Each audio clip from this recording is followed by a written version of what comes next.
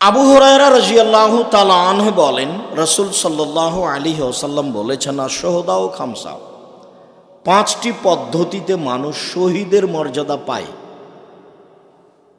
তার একটি হচ্ছে তাউন, মানুষ যদি মহামারী কলেরায় মারা যায় তাহলে সে শহীদ। তার একটি হচ্ছে মাবতুন, মানুষ যদি পেট ব্যথায় মারা যায় তাহলে সে শহীদ। তার একটি হচ্ছে আল গরিক, কেউ যদি ডুবে মারা যায় তাহলে সে শহীদ। তার একটা হচ্ছে আল হারিক, কেউ যদি আগুনে জ্বলে মারা যায় তাহলে সে শহীদ। অন্য এক বর্ণনায় যখন আল্লাহ নবী বলেছেন যে মূল শহীদ ছাড়া আরও শহীদের মর্যাদা পাওয়ার মতো 7 শ্রেণীর মানুষ রয়েছে, তার এক শ্রেণীর মানুষ ওইসব মহিলা যারা সন্তান প্রসবে মারা যায়, তারাও শহীদ। সম্মানিত দিনী ভাই বোন, আমরা বিবরণীর সংক্ষিপ্ততে বলতে চাচ্ছি যে যদি করোনা ভাইরাস মহামারী হয় তাহলে যারা মারা গেছে, যারা মারা যাচ্ছে, তারা শহীদের মর্যাদা পাবে বলে রাসূল সাল্লাল্লাহু আলাইহি সাল্লাম উল্লেখ করেছেন।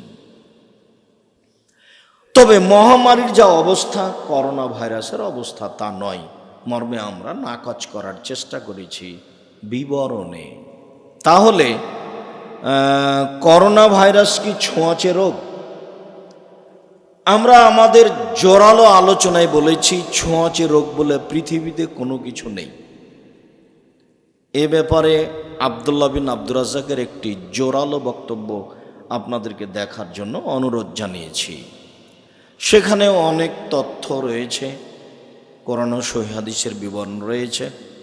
আমি সাধারণভাবে বাহ্যিকভাবে যা বলে থাকি তাতে এইভাবে বলেছি, আব্দুল্লাহ বিন মাসউদ রাদিয়াল্লাহু তাআলা আনহু বলেন, রাসূল সাল্লাল্লাহু আলাইহি সাল্লাম একদা আমাদের মাঝে দাঁড়ালেন, দাঁড়িয়ে বললেন, লা ইউদি শাইউন শায়া, কোন রোগ ব্যাধি কারো থেকে কারো কাছে পার হয়ে যায় না।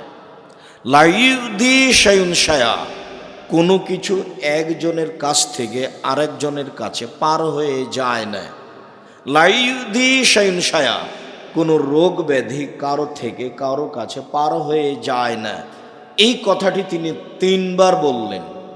তখন পল্লীর একজন বেদুইন দাঁড়িয়ে বলছে, আল্লাহর নবী, যাই তো, আমাদের উটে একটাতে চুলকনি ছোঁয়াচে রোগ হলে বাকিগুলিতে হয়ে যায়, তো ছোঁয়াচে রোগ আছে তো, যাই তো। তখন রাসূল সাল্লাল্লাহু আলাইহি সাল্লাম বললেন, বলো তাহলে মান আযরাবাল আউয়ালা, প্রথমটাকে কিভাবে হলো, ওই ছোঁয়াচে কিভাবে হলো তুমি বলো।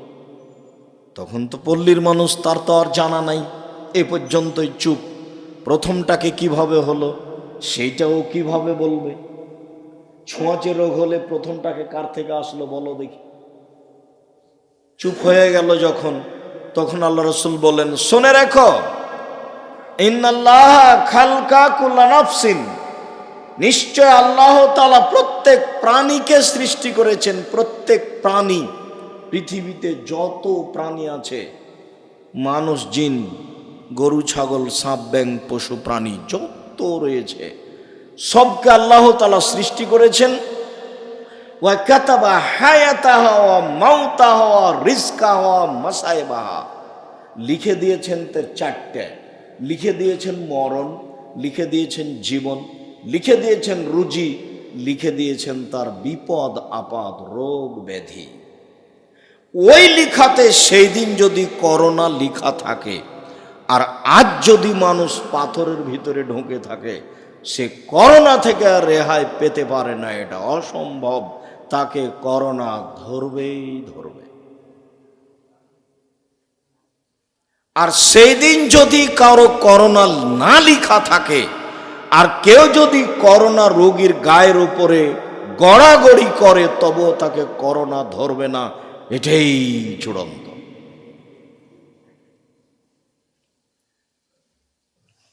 তার প্রমাণে বিবরণে শুনেছি আমি যে করোনায় মারা যায় যারা, করোনা রোগী যারা, তারা যেখানে আছে ওখানে মানুষ খানা পানি নিয়ে যাচ্ছে তার কাছে, ওরা খাওয়ার পরে যা ফেলে দিচ্ছে, একজন পাগল সেগুলোকে খাচ্ছে রোজ, কিন্তু তাকে করোনা ধরে না।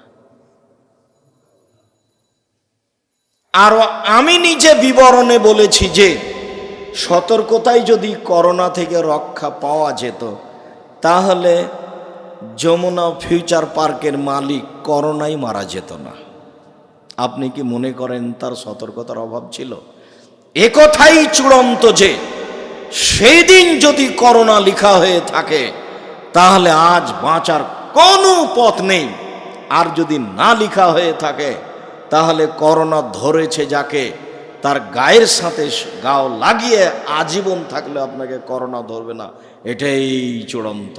আমি আব্দুর রাজ্জাক বিন ইউসুফ এই চূড়ান্তের ভিত্তিতে 8 মাস যাবৎ আলোচনা করে আসছি। আমি বলেছি কারো করোনা হলে আমি তার সাথে খেতে প্রস্তুত। কোনো রোগী কোনো লোক করোনায় মারা গেলে আমি তার গোসল দেওয়াবো, দিতে প্রস্তুত। যদি আমারও করোনা হয় তাহলে আমি বলবো না যে এর কারণে হয়েছে, আমি বলবো আমার লেখা ছিল সেই দিন পৃথিবী সৃষ্টির 50,000 বছর পূর্বে, ওই লেখায় 15 লেখা হয়েছিল আমার মায়ের পেটে যেদিন আমি 43-4 মাস, সেদিন লেখা হয়েছে, তাই আজকে আমাকে করোনা ধরেছে। আমি করোনা রোগীর গোসল দেওয়ালাম তাই আমাকে করোনা ধরেছে, অসম্ভব। আমি আব্দুর রাজ্জাক বিন ইউসুফ আমার দেহে শ্বাস থাকাকালীন আমি কোনোদিন স্বীকৃতি দিতে পারি না। এর স্বীকৃতি দিতে হলে আমার মরা দেহের কাছে স্বীকৃতি নিতে হবে। এই কথা আমি দীর্ঘদিন থেকে বলে আসছি। সম্মানিত দিনী ভাই বোন, আমরা তাকে করোনা ভাইরাস এইটা আপনার ছোঁয়াচে রোগ, এটা আমরা নাকচ করেছি, বলেছি ছোঁয়াচে রোগ বলে কোনো জিনিস নেই, এটাই চূড়ান্ত। এই দিয়ে মানুষকে বেঈমান করা হচ্ছে। রাসূল সাল্লাল্লাহু আলাইহি ওয়াসাল্লাম বললেন সকালে ছিল মোমেন বিকালে হলো কাফের, এটা হয় কি করে? সন্ধ্যায় ছিল মোমেন সকালে হলো কাফের, হাদিস তো বুখারী মুসলিম, কিন্তু মানুষ হলো কি করে? মানুষ এমনভাবে করোনা বলে বিশ্বাস করলো যে রাস্তাঘাট দোকানপাট এমনকি মসজিদও বন্ধ করে দিল।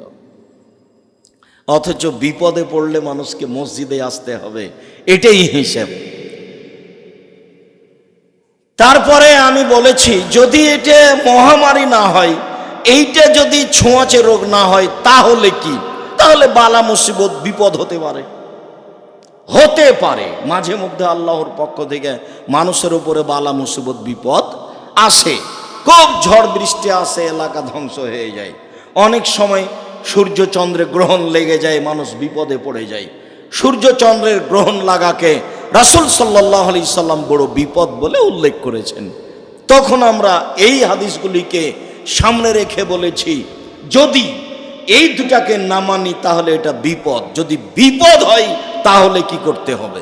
তাহলে রাসূল সাল্লাল্লাহু আলাইহি সাল্লাম যা বলেছেন তাই করতে হবে। রাসূল সাল্লাল্লাহু আলাইহি সাল্লাম বললেন, দেখো সূর্য চন্দ্রে কারো জীবিত হওয়ার কারণে কারো মরার কারণে গ্রহণ লাগে না। লায়ান কাসেফানে লে মওতে আহাদিন ওলালে হায়াতিহি, কারো মরণের কারণে কারো জীবিত হওয়ার দুনিয়াতে আসার কারণে সূর্য চন্দ্রের গ্রহণ লাগে না, বরং এটা আল্লাহর একটা নিদর্শন। এই ক্ষমতা আল্লাহ রাখেন, এটা মাঝে মধ্যে আল্লাহ মানুষকে দেখান। ফাইজা রাআইতুম শাইআন মিন যালিক, পৃথিবীর মানুষ তোমরা যদি এটা দেখো তাহলে মনে রেখো কয়েকটা জরুরি কাজ।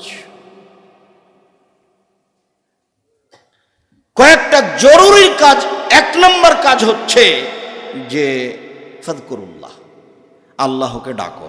এখন বিপদ চলে এসেছে, আল্লাহকে ডাকো। 1 2 ওয়াসাল্লু, সালাত আদায় করো। 3 ওয়াসাদাক্কু, তোমরা দান খায়রাত করো। এটা বিপদ চলে এসেছে, তোমরা সালাত আদায় করো, তোমরা দোয়া করো, তোমরা দান খায়রাত করো। 1 জিকির করো, 2 দোয়া প্রার্থনা করো, 3 সালাত আদায় করো, 4 দান করো। হাদিস সব বুখারী মুসলিম। অন্য এক জায়গায় তিনি বললেন ফাইজা রাআইতুম শাইআন মিন যালিক, তোমরা যদি এই দুর্ঘটনা বিপদ দেখো ফাফজাউ, তাহলে দ্রুত যাও ইলা যিকরিহি ওয়া দুআইহি ওয়া ইস্তিগফারিহি, তাকে ডাকো, তার কাছে প্রার্থনা করো, তার কাছে ক্ষমা চাও। এই মুহূর্তে তাকে ডাকার সময় চলে এসেছে। একজন সাহাবী বলছেন, আমি বাইরে তীর নিয়ে খেলাধুলা করছিলাম, হঠাৎ সূর্যগ্রহণ লেগেছে, আমি তীর ফেলে দিয়ে দৌড়ালাম, দেখি রাসূলের কি অবস্থা। দৌড়িয়ে তিনি মসজিদে আসলেন, মানে বিপদে মসজিদে আসতে হবে। দৌড়িয়ে তিনি মসজিদে আসলেন, দেখলেন আল্লাহ রাসূল হাত তুলে প্রার্থনা করছেন, 2 রাকাত সালাত আদায় করলেন। এত লম্বা সালাত আদায় করলেন, সালাতের জগতে এত লম্বা কোনো সালাত নেই। যতক্ষণ পর্যন্ত সূর্য প্রকাশ না পেল ততক্ষণ পর্যন্ত তিনি সালাতের মধ্যে থেকে গেলেন। সম্মানিত মসজিদের মুসল্লি, দিনী ভাই ও বোন, যদি বিপদ হয়, বিপদই চূড়ান্ত। অতএব বিপদ হিসাবে 4টা জরুরি পথ: 1, তাকে ডাকতে হবে; 2, প্রার্থনা করতে হবে খুব বেশি বেশি; 3, সালাত আদায় করতে হবে; 4, দান করতে হবে। এটা বিপদ। দান দিয়ে বিপদ ঠেকানো যায়, দান দিয়ে আল্লাহর ইচ্ছাকে পরিবর্তন করে দেওয়া যায়, দান দিয়ে কবরের শাস্তি বন্ধ হয়ে যায়। দানের অনেক ক্ষমতা। তার দানের একটি কথা এখানে উল্লেখ করেছেন আল্লাহর নবী, তার একটি কথা উল্লেখ করেছেন সালাত। আমরা এই সালাতের বিবরণে দীর্ঘ আলোচনা করছিলাম। তাতে আলোচনায় রেখেছিলাম যে 20 জন জুমা মসজিদে আর 5 জন ওয়াক্তিয়া সালাতে, এইটা শরীয়তকে অমান্য করার একটা জোরালো মাধ্যম। মসজিদেই সালাত আদায় করবে মানুষ, পায়ের সাথে পা মিলিয়ে দাঁড়িয়ে মানুষ সালাত আদায় করবে, এর বিকল্প কোনো পথ নেই। সাথে সাথে 3 ফুট দূরে দাঁড়াতে হবে, এ ব্যাপারে বলা হয়েছে যে 3 ফুট দূরে দাঁড়াতে হবে। এটা যদি জায়েজ করতে হয় তাহলে মুহাম্মদ সাল্লাল্লাহু আলাইহি সাল্লামকে আবার পৃথিবীতে আসতে হবে, এসে বলতে হবে, পৃথিবীবাসী, আমি মুহাম্মদ সাল্লাল্লাহু আলাইহি সাল্লাম বলছি, তোমরা এখন 3 ফুট দূরে দূরে দাঁড়াতে পারো। যেহেতু মুহাম্মদ সাল্লাল্লাহু আলাইহি সাল্লাম কিয়ামত পর্যন্ত আর কোনোদিন আসবেন না, কাজে 3 ফুট পর পর দাঁড়ানোর বৈধতা আর কিয়ামত পর্যন্ত হবে না। যদি কাবা ঘরে কিয়ামত পর্যন্ত আর কেউ প্রাচীরের মতো না দাঁড়ায়, মরা পর্যন্ত, কিয়ামত পর্যন্ত যদি কাবা ঘরে 3 ফুট দূরে দূরে দাঁড়ায়, তবুও বৈধতা হবে না, বৈধতার কোনো পথ নেই। পৃথিবীর আলেম ওলামা তো বহু দূরের কথা, সলিও হয়নি, ফাঁসিও হয়নি, সিদ্ধান্ত পরিবর্তন হয়ে গেল কিভাবে বোঝা গেল না। এত তাড়াতাড়ি জাতি আলেম ওলামা পরিবর্তন হয়ে গেল কিভাবে তা বোঝা গেল না। সবাই হয়ে গেছেন তা নয়, অনেকেই হয়ে গেছেন, এইটাই ঠিক, অনেকেই হয়নি। আর আমি কোনোদিনের সরিষা সমপরিমাণ দাম দিইনি। আর এর কারণে যারা দিয়েছে বা যারা কিছু মন্তব্য আমার উপরে করেছে, তাদের ব্যাপারে আমার কোনো কঠোর মন্তব্য নেই। তবে আমার পক্ষ থেকে অনুরোধ থাকছে যে কাউকে লক্ষ্য করে কোনো মন্তব্য করা ঠিক নয়। আপনি তো আমাকে ভালো করে চিনেন, এটা আমার মনে হয় না। আপনি এত মন্তব্য করলেন কি করে? আমি তো শরীয়তের ব্যাপারে কোনোদিন সরিষার সমপরিমাণ কাউকে ফাঁকি দিয়েছি তা আমার মনে পড়ে না। আপনি বললেন যে মুখে মাস্ক দেওয়া যাবে, এই দেখেন মুখ ঢাকা যাবে, হাই উঠার সময় আল্লাহর নবী মুখে হাত দিয়েছে, দলিল দিয়ে দিলেন। তো হাই উঠলে আল্লাহর নবী মুখে হাত দিয়েছেন, এটা দিয়ে মুখ ঢাকার প্রমাণ করা যাবে? রাসূল সাল্লাল্লাহু আলাইহি সাল্লাম নিষেধ করেছেন, না রাসূলুল্লাহ সাল্লাল্লাহু আলাইহি আনি সাদলে ইউগাত্তে রাজুল ফাহু, রাসূল সাল্লাল্লাহু আলাইহি সাল্লাম টাকনোর নিচে কাপড় পরতে এবং মুখ ঢাকতে নিষেধ করেছেন। কোনো মন্তব্য চলবে না, কোনো প্রকার সমস্যা চলবে না, সালাতে মুখ খুলে রাখতে হবে, এটাই চূড়ান্ত। এর মুখামুখি খোলা যায় বলে একটা সহিহ হাদিস পেশ না করা পর্যন্ত এই মন্তব্য থেকে মুসলিম ফিরবে এর কোনো সুযোগ আছে বলে আমি আব্দুর রাজ্জাক বিন ইউসুফ বুঝি না। আরে 2 দিন পরে না হয় মরতাম, মুখ ঢাকতে গিয়ে না হয় আজকেই মরলাম, তাতে কি আছে? মুসা আলাইহিস সালাম যখন মালাকুল মউত যখন মুসা আলাইহিস সালামের কাছে আসলেন, আজরাইল মালাকুল মউত বলতে হবে, তখন মুসা আলাইহিস সালামকে বললেন, আচ্ছা ও প্রথমে এসেছিলেন তখন বলছিলেন কেন, বলে আপনার জান কবজের জন্য, মানে এক থাপ্পড় দিয়েছে। তখন মালাকুল মউতের একটা চোখ নষ্ট হয়ে গেছে। হাদিস কিন্তু বুখারী মুসলিম। তা আল্লাহ বললেন আচ্ছা ঠিক আছে, আপনি আবার যান। আবার এসে বলছেন যে আপনি একটা গাভীর গায়ের উপরে হাত রাখেন। রাখলাম। আপনার হাতের নিচে যত গাভীর ওই লুম পড়েছে ততদিন বাঁচবেন। বলে তারপর মরতে হবে। তারপর যদি মরতে হয় তাহলে আজকেই হয়। আর যদি করোনা ভাইরাস মহামারী হয় আর মরণ হয় তাহলে তো কাজ হয়ে গেছে, একবারে নগদ জান্নাত। অন্তত দয়া তো আছে আল্লাহর, এইটাই বিশাল পর। আল্লাহ রাসূল রহমত দয়া বলছে। মুখ ঢেকে সালাত আদায় করতে হবে। কিভাবে কি হয়ে গেল বুঝলাম না। জোরে আমিন বলবে, চুপে বলবে না। শহীদ হলেও ফাঁসি হলেও ফাঁসির মঞ্চে উঠে গেছে, জোরে আমিন বলেছে। কত প্রমাণ নেবেন আপনি? 190 বছর তাদের যুগ, ইংরেজদের যুগ। নিচে হাত বাঁধবে না, উপরে বাঁধবে। ফাঁসি হলে কি হবে? হয়ে গেছে ফাঁসি, উপরে হাত বাঁধবে। এইভাবে দুনিয়া থেকে চলে গেছেন। আর আপনি এত তাড়াতাড়ি, শুলিও হলো না কারো, ফাঁসিও হলো না কারো।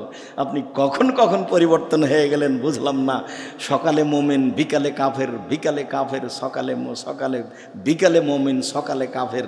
রাসূল সাল্লাল্লাহু আলাইহি ওয়াসাল্লাম এসব বাক্য বললেন, বুঝলাম না কিভাবে আপনার এমনটা ঘটে গেল। মনে রাখবেন, রাসূল সাল্লাল্লাহু আলাইহি ওয়াসাল্লাম শরীয়তের বিবরণে সালাতে দাঁড়াতে হবে প্রাচীরের মতো, এই বিষয়ে যত বলেছেন, আর কোন বিষয়ে এত কঠোরভাবে বলেছেন তা আমার জানা নেই।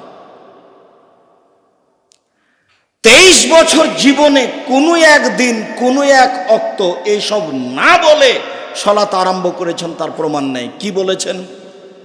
কাতার সোজা করুন, প্রাচীরের মতো হয়ে দাঁড়ান, আগে পিছে হবেন না, নইলে অন্তর পরিবর্তন হয়ে যাবে। ওই যে আমি দেখছি 2 জনের ফাঁকা দিয়ে শয়তান প্রবেশ করছে ছাগলের বাচ্চার মতো। কাতার সোজা করুন, প্রাচীরের মতো হয়ে দাঁড়ান। যে ফাঁকা বন্ধ করবে আল্লাহ তার জন্য জান্নাতে ঘর বানাবেন। এরকম কথাগুলি না বলে জীবনে কোনোদিন এক ওয়াক্ত সালাত আদায় করেছেন, এটা যদি কোনোদিন প্রমাণ হয়ে যায়, আমি আব্দুর রাজ্জাক বিন ইউসুফ সেদিন থেকে আর কোনোদিন বক্তব্য দেব না। বহু অংশে বলেছি আমি জাতির সামনে কথা বলবো না, তার মধ্যে এই অংশও থাকলো। যেমন বলেছি সাদ্দাত জান্নাত তৈরি করেছিল, এটা প্রমাণ হয়ে গেলে জাতির সামনে কথা বলবো না।